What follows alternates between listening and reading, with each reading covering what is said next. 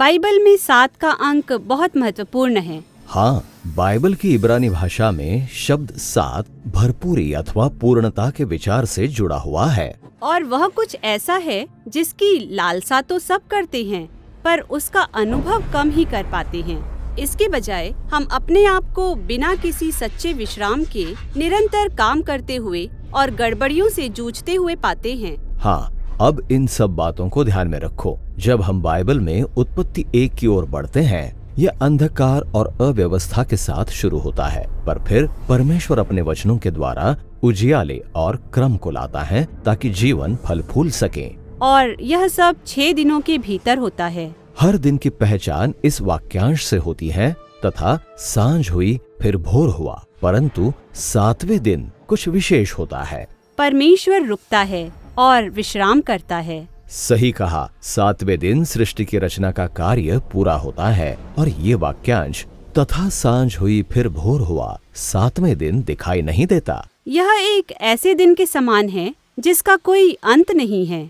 7वें दिन परमेश्वर की उपस्थिति उसकी सृष्टि को भर देती है। भूमि उन मनुष्यों सहित परमेश्वर के सब प्राणियों की आवश्यकताओं को पूरा करती है, जिन्हें परमेश्वर के साथ संसार पर हमेशा हमेशा तक राज्य करने के लिए नियुक्त किया गया है।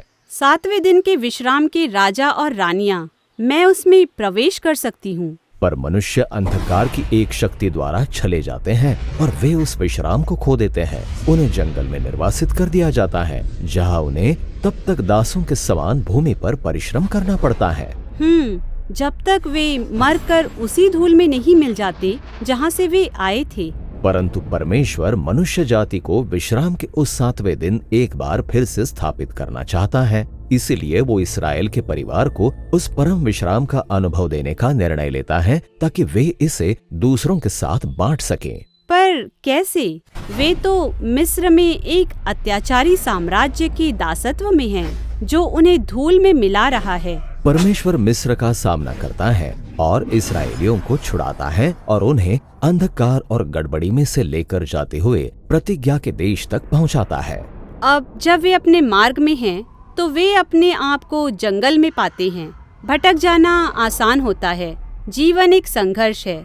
वे अभी विश्राम के देश में नहीं हैं। पर जब वे अपने मार्ग में हैं, तो परमेश्वर उन्हें जंगल में आमंत्रित करता है कि वे ऐसे जीना शुरू कर दें जैसे कि वे प्रतिज्ञा के देश में ही हो। पर आप भविष्य के विश्राम का अभ्यास जंगल में कैसे कर सकते हैं? परमेश्वर उनसे कहता है कि प्रत्येक 7वें दिन उन्हें अपने काम को रोकना होगा, या इब्रानी भाषा में कहें तो शबात करना है, ताकि वे विश्राम कर सकें और परमेश्वर की सुंदर सृष्टि का आनंद ले सकें। अतः एक पूरा दिन ऐसे जीना जैसे कि परम विश्राम आ चुका है। हाँ, यही तो सप्त है, जिसे हर सप्ताह के 7वें दिन मनाया जाता है। पर इसमें कुछ और भी है। सप्त उन 7 पर्वों में से केवल एक है जिन्हें इस्राएल के लोग हर वर्ष मनाते थे, और इनमें से प्रत्येक उस 7वें दिन के विश्राम की आशा में था। ये तो बहुत सारे 7 हो गए। अभी तो और भी है। प्रत्येक 7 वर्ष में इस्राएलियों को दासों को स्वतंत्र करना होता था, ऋण माफ करने होते थे और भूमि को एक पूरे वर्ष तक विश्राम देना होता था। और फिर हर बार जब ये 7 वर्ष 7 बार बीतते थे, तो परम विश्राम का 7वां दिन आता था, जिसे जुबली का वर्ष कहा जाता था। यदि किसी ने अपनी भूमि खो दी हो या वो कर्जे में आ गया हो, तो उसका सब कुछ माफ कर दिया जाता था और उसे पहले का सब कुछ प्राप्त हो जाता था। अद्भुत!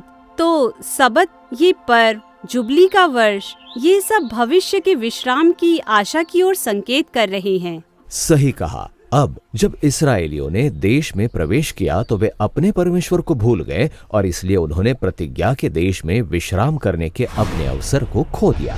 वे फिर से निर्वासित होकर एक अत्याचारी राष्ट्र के दासत्व में चले जाते हैं और वापस गड़बड़ी तथा अव्यवस्था के संसार में पहुंचाए जाते हैं। पर इस्राएल के भविष्यवक्ताओं ने कहा कि एक दिन उनका निर्वासन समाप्त होगा और स्वतंत्रता और विश्राम का परम जुबली वर्ष आएगा। पर पीढ़ियां बीत जाती हैं और वे अब भी प्रतीक्षा कर रहे हैं। कहानी के इसी अंधेरे मोड़ पर यीशु प्रकट होता है और वह सबत के दिन ही अपने सार्वजनिक मिशन को आरंभ करता है। हाँ, उसने ये कहते हुए ऊंची आवाज में यशायाह की पुस्तक से पढ़कर सुनाया कि समय आ गया है कि सारे बंदियों और दासों को छुड़ाया जाए, क्योंकि ये प्रभु के प्रसन्न रहने का वर्ष है।